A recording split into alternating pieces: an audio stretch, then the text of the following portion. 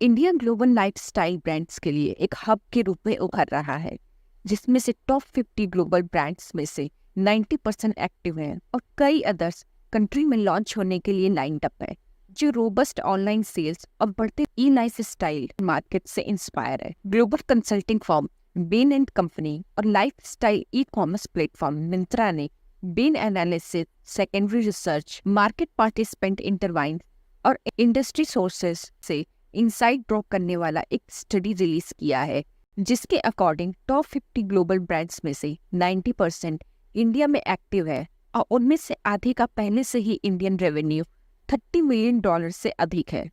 India में global fashion brands ने robust growth demonstrate किया है, जिसमें से 2018-23 की तुलना में ईयर ऑन ईयर 20% की ग्रोथ देखी गई है।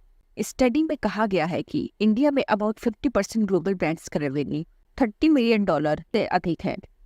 पिछले 1 साल में भारत में over 60 varied lifestyle brands launch किए गए हैं।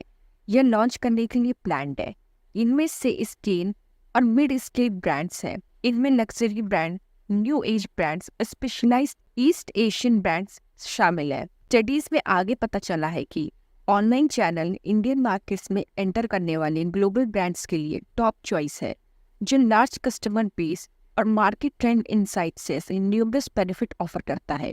भारत में ऑपरेट कर रहे टॉप ग्लोबल ब्रांड्स के लिए ऑनलाइन सेल्स इंपॉर्टेंट हो गई है। इनके पास लार्ज कस्टमर बेस है। कस्टमर्स का डाटा इनके पास अवेलेबल होने की वजह से ये प्रॉफिटेबली ग्रो कर पा रहे हैं।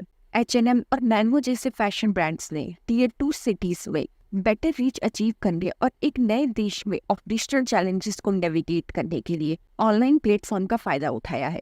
भारत का ई लाइफ स्टाइल मार्केट पिछले कुछ सालों में काफी बढ़ चुका है। इसके बावजूद अभी भी मैसिव पंचिंग हैंडलूम्स मौजूद हैं। स्टडीज में आगे कहा गया है कि इंडिया को $130 बिलियन का लाइफस्टाइल मार्केट, जिसमें लगभग 80% फैशन और बाकी ब्यूटी और पर्सनल केयर है, नेक्स्ट 5 ईयर में 10 to 12% CAGR से बढ़कर $210 बिलियन तक पहुंचने की उम्मीद है।